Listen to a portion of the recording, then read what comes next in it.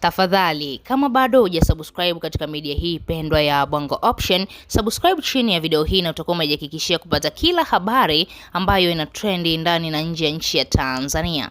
Moja kati ya habari ambayo imezua gumzo kubwa sana kwenye mitandao ya kijamii siku leo, bana Miriam Chirwa, tunamfahamu huyu dada, namna ambavyo sakata lake lilitrendi huko kwenye mitandao ya kijamii kipindi ambacho walikwaruzana na mwanaume wake au mume wake mtarajiwa Ruben, baada tu ya kuzungumza kupitia media ya MyTV na kueleza wazi kwamba wao kwa sasa hivi wamefarakana, wamegombana. Lakini baadaye Miriam Chirwa, baada ya kupigiwa na media nyingine ya Clouds, aliweza kuzungumza pia kwamba yeye na mwanaume wake waligombana tu kidogo, lakini baadaye wakaja kupatana, mambo yakakaa sawa.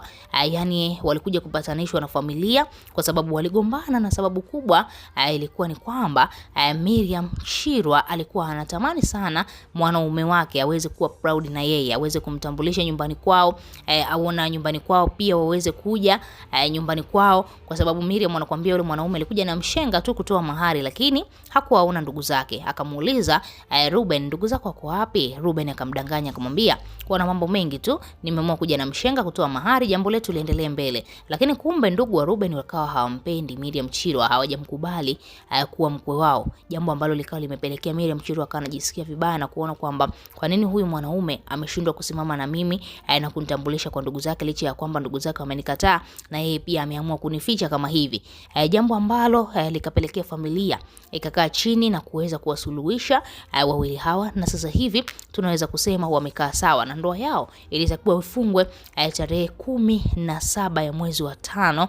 Tayari unaweza kuona tarehe hiyo imeweza kupita, lakini Miriam Chirwa siku leo ameweza kuzungumza mitandaoni kwamba ndoa yake pamoja na Ruben tayari imeshawekwa maandalizi mazuri, na inapofika mwezi wa 7 watakwenda kufunga ndoa hiyo, kwa sababu kwa sasa hivi kulikuwa kuna vipingamizi vingi sana ambavyo walivipitia. Anakuambia shetani aliweza kuingilia kati jambo lao, lakini kuna baadhi ya makanisa au baadhi ya viongozi wa dini waliweza kumsema vibaya sana Miriam Chirwa na kudai kwamba huyu binti ni kama vile anaidhalilisha dini ya Kikristo. Ukiangalia Miriam Chirwa ni dada ambaye alikuwa amesimama sana katika imani, ni mtu ambaye tunaweza kusema ametumiwa sana na Mungu katika kipaji chake cha uimbaji. Sasa ukiangalia kitu ambacho amekifanya na amezua gumzo kubwa mitandaoni kwamba yeye tayari ameshalala na Ruben, jambo ambalo kidini sio sahihi kulala na mwanaume kabla ya ndoa.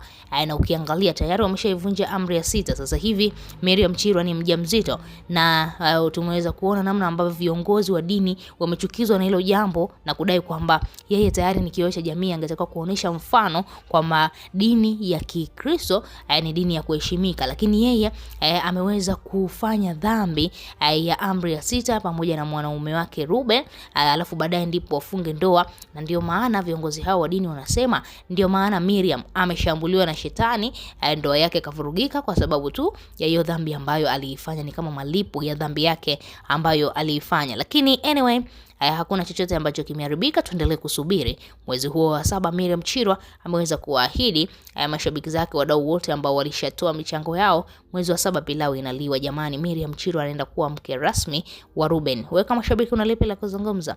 Tuachie maoni yako, lakini pia usisahau kusubscribe, kulike na turn on notification ili mradi tuweze kuwa mtu wa kwanza kupata kila habari ambayo inatokea hapa katika media hii ya Bongo Option.